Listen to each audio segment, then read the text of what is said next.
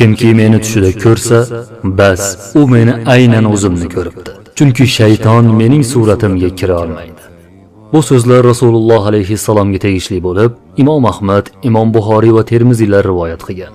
Ibn Abu Jamra rahimahulloh aytadi: Shayton Rasululloh alayhissalom shakli shamoiliga kira olmaydi.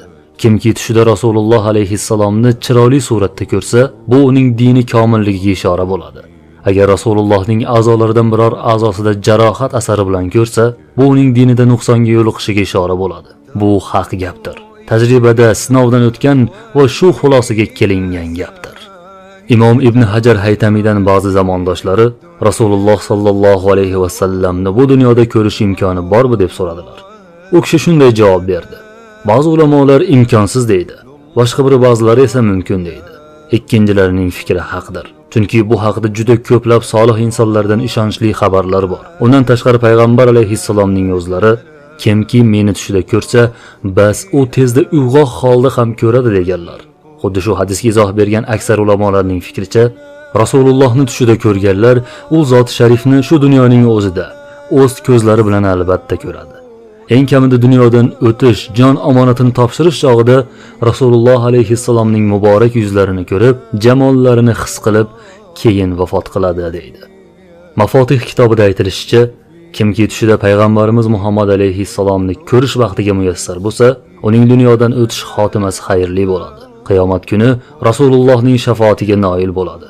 Borar makoni esa jannat bo'ladi. Agar ota-onasi musulmon bo'lsa, ular ham Allohning mag'firatiga yetishadi. Rasulullohni bir bora tushda ko'rgan kimsa Qur'oni Karimni 12 marta xatm qilgan qorilar darajasiga chiqadi.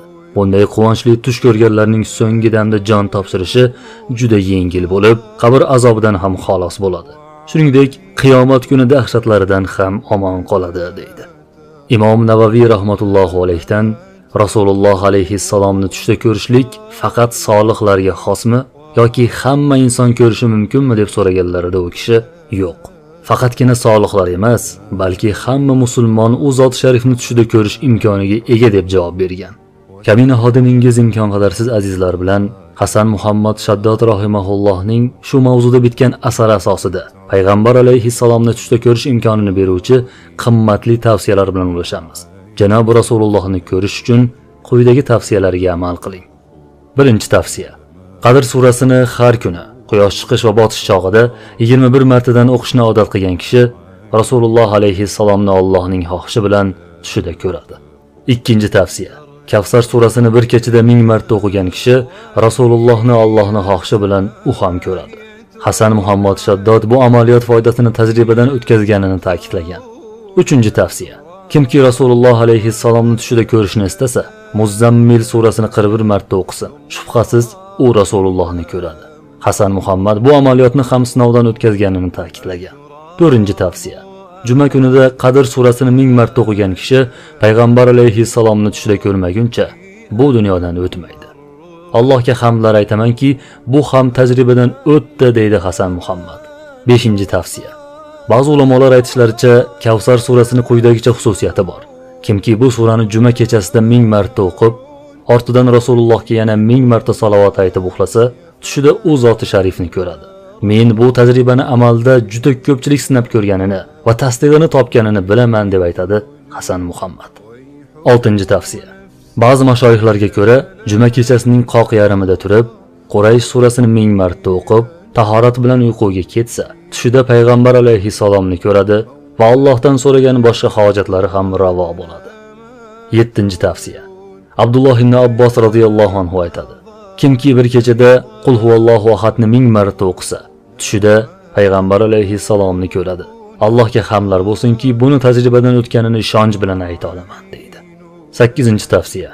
Yana Abdulloh ibn Abbos radhiyallohu anhu dan keltirilishicha, payg'ambar alayhissalom qaysi bir mu'minki juma kechasida 2 rakat namoz o'qisa va har bir rakatida Fotiha surasidan keyin 25 martadan Qul huvallohu ahadni o'qib, uning ortidan 1000 marta salovat aytsa, keyingi jumagacha albatta meni tushida ko'radi. Va kimki meni ko'rsa, Alloh uning gunohlarini mag'firat qiladi dedi. Bu rivoyatni Imom Yusuf Nabahoniy o'z asarida zikr qilib o'tgan. 9-tavsiya.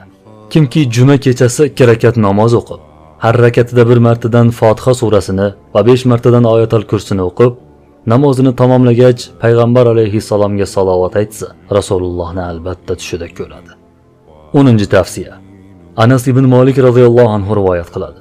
Payg'ambarimiz alayhissalom aytadi: Kimki menga shanba kunda 1000 marta salovat aytsa, jannatdagi joyini ko'rmaguncha dunyodan o'tmaydi.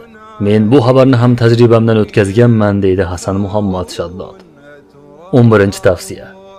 Jamoliddin Abul Vahhob aytar edi: Men Rasululloh alayhissalomni shunda ko'rdim. Shunda u kishi menga uyqu oldidan bismillahni 5 marta, auzu billahni 5 marta aytasan. Keyin ey Alloh, Muhammad alayhissalom haqqi hurmati, menga Muhammad alayhissalomni shu dunyoda ham, oxiratda ham ko'rsatgan deb ayt.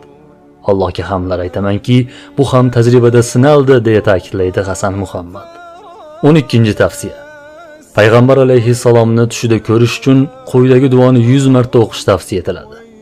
Yo Alloh, men sendan o'zga bo'lmagan nuring haqqi hurmati ila Nabiyin Muhammad alayhissalomni menga ko'rsatmog'ingni iltijo etib so'rayman. Muallif Hasan Muhammad Shaddod aytadi: Allohga behad hamd sanolar bo'lsinki, bu ham sinovdan o'tdi. Juda ko'pchilik bu vositani sinab foydasini bilgani haqida kaminaga xabar berdi, deydi. 13-tavsiya. Shayx Abdul Qodir Jiloniy rahimahullohga tegishli Hadoiqul Ahbor va G'uni asarlarida Abu Hurayra radhiyallohu anhu dan keltirilgan quyidagi hadis bor. Rasululloh alayhissalom aytdi: Kimki juma kechasida 2 rakat namoz o'qisa, har rakatida Fotiha surasidan keyin 1 marta Oyatul Kursini va 15 marta Qul huvallohu ahadni o'qisa va namozining oxirida 1000 marta salovat aytsa, u tushida meni ko'radi yoki keyingi juma oxiriga qadar albatta ko'radi. Kim meni tushida ko'rsa, unga jannat bordir va oldingi va keyingi gunohlari ham kechiriladi, deganlar. Hurmatli kuzatuvchimiz, sizga yuqorida 13 ta tavsiya berildi. Bularni qaysi birini qilamiz deb so'rashingiz mumkin. Toqatingiz qaysi biriga yetadi? Shuni qiling.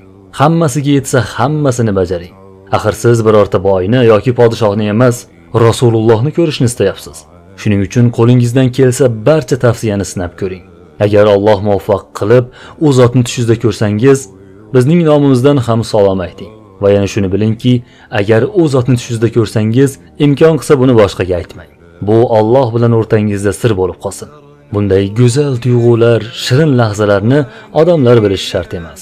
Bu sizning xotirangizdagi eng baxtiyor kechikmalar bo'lib qoladi.